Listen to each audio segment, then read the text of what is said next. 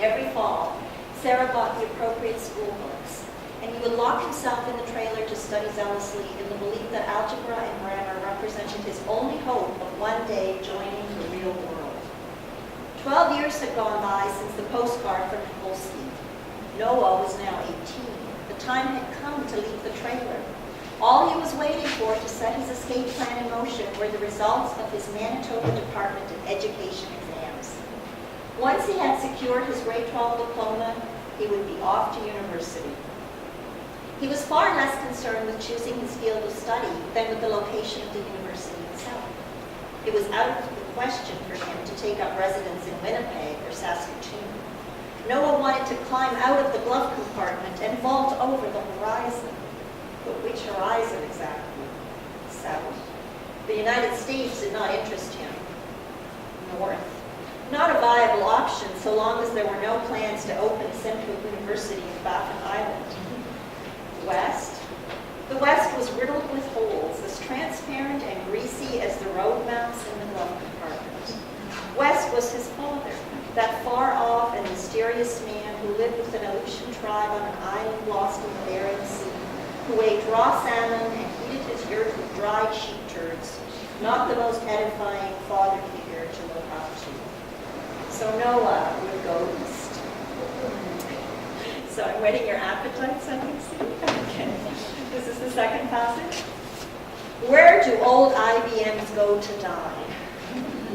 Where is the secret burial ground of TRSEs, the charnel house of Commodore 64s, the ossuary of Texas Instruments? These are the questions that are on Joyce's mind as she flicks through the rubbish of Little Italy.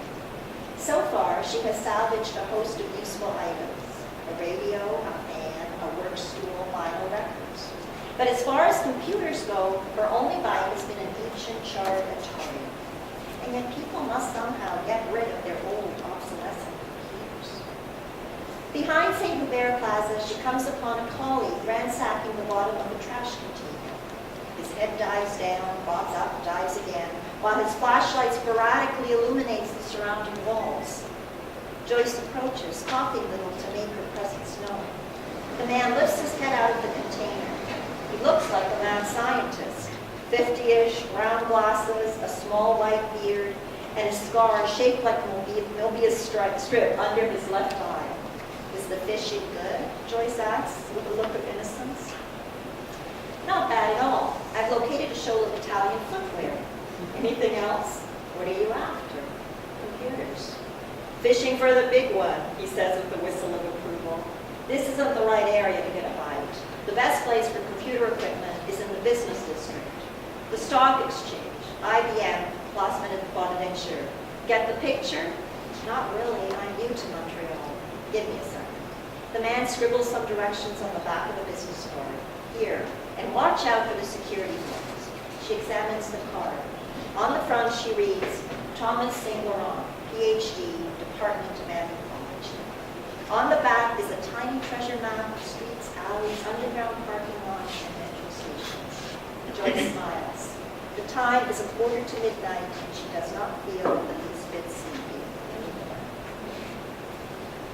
So the third passage, jumping right ahead. Naturally, Noah had heard of Thomas Samuel, an enigmatic character who specialized in the archaeology of trash. His resume was impressive. Full professor of archaeology, head of one of the most prestigious research centers in the country, in charge of digs on a number of major prehistoric sites in Nunavut, and author of a dozen books. As well, his work on garbage dumps had been the subject of numerous articles, 3 documentaries, and several television reports. Among Canadian archaeologists, Thomas St. Laurent was the one with the highest media profile, thanks to trash. St. Laurent's colleagues were far from unanimous in approving of this bizarre specialization. Some of them accused him of fomenting rebellion in an already divided faculty, of upstaging his colleagues with his sensational press releases, and of instilling in his student a distorted image of archaeology.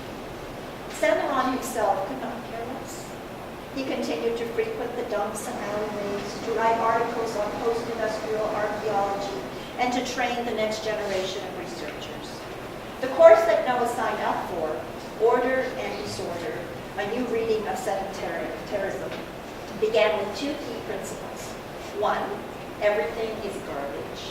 And two, the study of archaeology began last night with the summit. In the months that followed, Noah discussed the stratigraphy of waste disposable sites, the history of garbage collecting, the expansion of North American suburbs, and the petroleum polymer industry. He studied the influence of the Hudson's Bay Company on the lifestyle of the Inuit. He dissected the contents of garbage bags. He compared the fluctuations of the TSE 300 with the increased volume of domestic trash in the suburbs of Toronto. His view of the world was turned upside down. And then finally, this is the last passage. When he walks into the bedroom, Noah is witness to something completely unexpected. On the floor, there is a portable cradle, next to a box of disposable diapers, and a bag containing medical and pharmaceutical products. Leaning over the bed, Arizna is powdering the baby's bottom with liberal amounts of talcum and softly crooning endurance. She greets Noah's bewildered face with a little smile. This is Simone. She fastens his diaper, buttons his sleeper, and before Noah can object, lays the child in his arms. The archaeologist and the infant observe each other curiously, both of them caught off guard. Noah has trouble seeing Arizna in the role of mother, even though he is holding the evidence in his arms. Complete with pink nose, 2 ears, a tiny penis, a complete set of limbs, and a pair of eyes that somehow remind him of someone. Fourth electric shock of the day. He sees those eyes every morning in the mirror. They're Chippewan eyes, the soft, skeptical eyes that he inherited from Sarah, who could confirm this on the spot if she were not 3,000 kilometers away, somewhere near Calgary. Noah starts to quake. Disturbed by this, Simone blinks his eyes and wonders whether or not to call for help. He's 3 months old, isn't he? Noah stammers after doing the appropriate arithmetic. 3 months and 1 week. Who's the father? Simone doesn't have a father, Arizna says categorically. No father? That's what I said. Simone starts to cry and flutters his head in Arizna's direction. She takes him in her arms and, having unbuttoned her blouse, takes out a magnificent, milk-swollen breast. The nipple disappears into the infant's mouth. Eyes wide open, he ravenously gulps down his dose of future.